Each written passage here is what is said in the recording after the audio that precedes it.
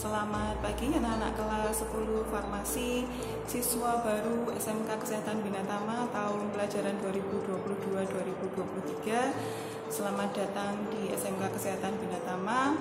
Perkenalkan, saya Ibu Rita Mavana selaku Kepala Unit Produksi Bina Farma, Program Keahlian Farmasi SMK Kesehatan Bina Tama. Pada kesempatan kali ini kita akan coba untuk membagikan tutorial cara pembuatan serbuk Bir Mataram instan, yaitu sebuah produk minuman yang berkhasiat untuk menjaga kesehatan tubuh, yang merupakan salah satu produk unggulan di unit produksi farmasi SMK Kesehatan Bina Tama. Produknya adalah yang seperti ini. Kalau yang dijual di unit produksi farmasi, bentuknya serbuk dan dikemas dalam kemasan botol. Ya, khasiat dari produk ini adalah untuk menjaga kesehatan tubuh, meningkatkan imun tubuh, dan juga dapat mengobati masuk angin, mual karena kembung, mungkin bisa juga menghangatkan badan di cuaca yang dingin dan menghilangkan rasa pegal-pegal pada tubuh. Ini adalah bahan-bahan yang digunakan untuk pembuatan Bir Mataram. Ada jahe nanti silakan dicuci dan dikupas, kemudian dipotong-potong. Kemudian ada kapulaga dan cengkeh, lalu ada secang dan kayu manis. Terakhir rempahnya adalah kita pakai serai, kemudian daun pandan jika ada ya, kemudian air dan gula pasir. Kalau mau pakai gula aren juga bisa. Kemudian untuk peralatan yang digunakan ada pisau dan telenan, kemudian blender. Jika tidak ada blender, bisa kalian gunakan parutan kelapa itu bisa ya. Jadi tidak perlu harus ada blender. Kemudian penyaring dengan penampungnya, mangkok atau baskom. Kemudian kompor, silakan pakai kompor apa saja bisa, dan panci untuk memasak.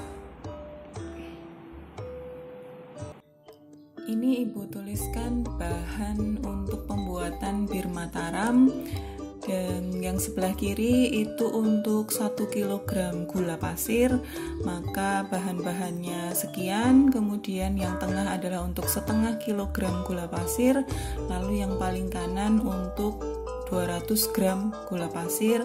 Bahan-bahan yang lain menyesuaikan ya, silahkan menyesuaikan dengan bahan yang ada di rumah, mau buat 1 kilo atau 2 kilo atau mau membuat 200 gram, silahkan menyesuaikan.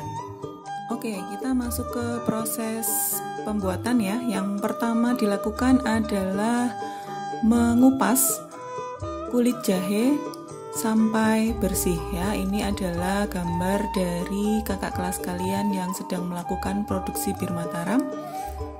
Proses pertama adalah pengupasan kulit jahe. Selanjutnya setelah dikupas, dilakukan pencucian dari jahe, dilakukan pencucian hingga bersih, kemudian ditiriskan. Proses selanjutnya adalah perajangan dengan memotong jahe supaya mempermudah penghalusan atau pemblenderan. Kemudian setelah dipotong-potong, jahe diblender dengan air atau bisa juga diparut, kemudian diperas, diambil sari jahenya. Setelah di blender atau diparut, maka kita akan menyaring untuk mendapatkan air sari jahe. Bisa dilakukan dengan penyaring biasa atau dengan kain, akan lebih dapat memperoleh hasil saringan sari jahe yang lebih baik. Setelah diperoleh sari air jahe, kita siapkan wajan atau panci dan kompor untuk memasak Bir Mataramnya. Kita masukkan ke dalam wajan atau panci, kemudian nyalakan apinya. Untuk yang pertama kali bisa dengan api yang cukup besar untuk mempercepat pemanasan, kemudian dapat ditambahkan gula pasir.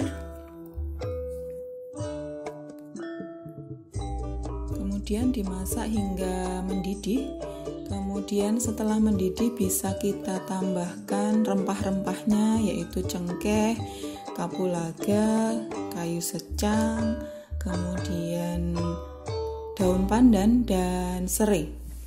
Ya, selanjutnya kita aduk sampai dengan mengental, kemudian menjadi kristal gula kembali jika pengadukan dilakukan secara terus-menerus dengan api yang kecil, ya. Kuncinya adalah apinya kecil, kemudian ditunggu sambil diaduk sampai terbentuk kristal kembali. Sampai dengan proses ini sebetulnya produk sudah bisa untuk dikonsumsi, ya, sebagai sirup bir Mataram. Tetapi jika ingin menambahkan waktu kadaluarsa atau supaya lebih tahan lama, dapat diteruskan sampai terbentuk kristal gula yang kering.